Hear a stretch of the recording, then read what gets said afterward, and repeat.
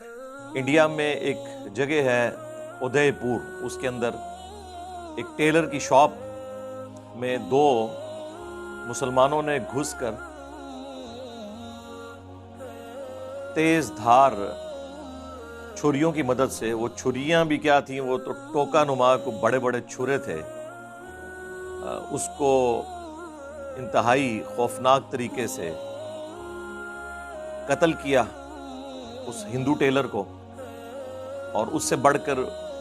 اس کی ویڈیو بنائی گئی اور پھر سوشل میڈیا پہ ڈیٹرنس کے لیے ڈالی گئی۔ ادے پور والے واقعے کے اعتبار سے یہ جو دو انڈیویجول تھے، ایک ریاض اتاری اور دوسرا محمد غوث، بعض اس کے ساتھ بھی اتاری لگا رہے ہیں، اور ظاہر ہے کہ یہ نسبت اس شخصیت کی طرف ہے جو پاکستان میں ایک ڈومیننٹ مذہبی پیشوا ہیں، محمد الیاس اتار قادری۔ کیونکہ وہ عطر کا کام کیا کرتے تھے، اس لیے انہوں نے اپنا تخلص بھی اپنی نعتیہ شاعری کے اندر اتار رکھا، اور پھر ان سے بیعت ہونے والے لوگ اپنے آپ کو اتاری کہتے ہیں، قادری، اتاری، رضوی بھی ساتھ لگاتے ہیں۔ الیاس قادری صاحب کو میں اپنی بہت چھوٹی ایج سے پرسنلی جانتا ہوں، یعنی 5ویں کلاس سے آلموسٹ، آپ سمجھ رہے ہیں، پرائمری، کیونکہ میرا ان کے ساتھ آلموسٹ 10-12 سال کا تعلق تو رہا ہے ان کی تنظیم میں۔ بعد میں 2001 کے اندر آ کے جب عقیدے کے اختلاف کی وجہ سے کچھ اور ایشوز تھے، میں پھر ان سے الگ ہو گیا۔ میں ان سے انتہائی سخت اختلافات رکھتا ہوں ان کے عقائد کی وجہ سے، وہ آپ کو پتہ ہے، لیکن ایک چیز کی میں ان کی تعریف کروں گا کہ وہ نان وائلنٹ ہے۔ انہوں نے کبھی بھی کسی موقع کے اوپر اپنے کسی مرید کو اس چیز پہ نہیں ابھارا کہ وہ قانون ہاتھ میں لے کر کوئی ایکٹیویٹی پرفارم کرے۔ دیکھیں، سب سے بڑی ایکٹیویٹی تو یہ ہو سکتی ہے نا، کسی شخص کے اوپر قاتلانہ حملہ ہو اور اس کے دنیا میں لاکھوں چاہنے والے ہوں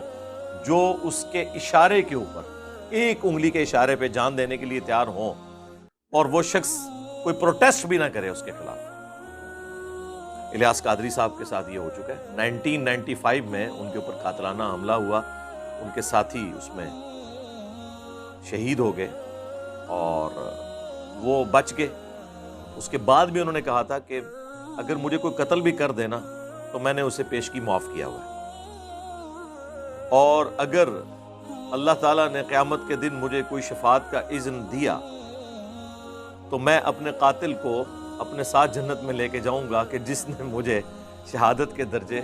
پر فائز کیا۔ یہ خیر انہوں نے ان کا اپنا ایک غلوب ہے، اس کی کوئی شرعی حیثیت نہیں میں بتا رہا، میں آپ کو ان کی پازیٹیونیس بتا رہا ہوں، پازیٹیوٹی بتا رہا ہوں۔ تو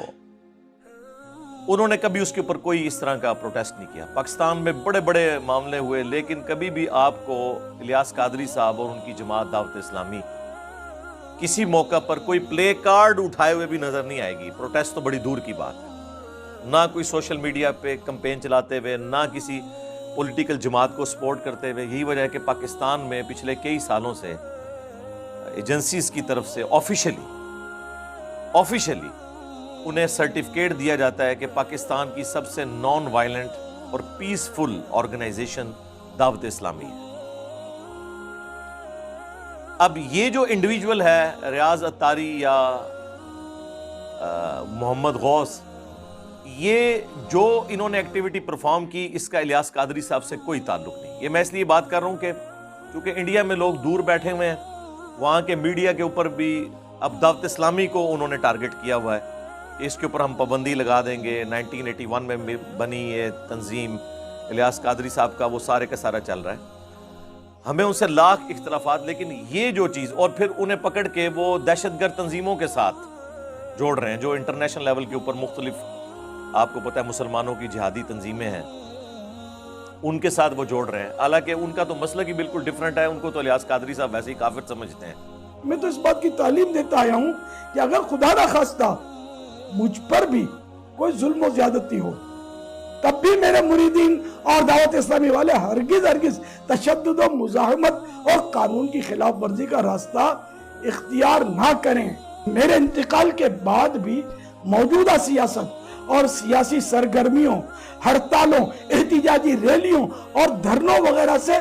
दूर रहें और पुरअमन रहकर लोगों को नेकी की दावत देते रहें। उदयपुर हिंद में होने वाले कत्ल के वाकये में भी क्योंकि दावत इस्लामी का नाम लिया गया है, इसलिए वजाहत करता चलूं कि यह भी चंद अफराद का जाती फेल और उनका पर्सनल मैटर है, जिसका दावत इस्लामी से, मुझसे और मेरी तरगीब और तरबियत से कोई ताल्लुक नहीं।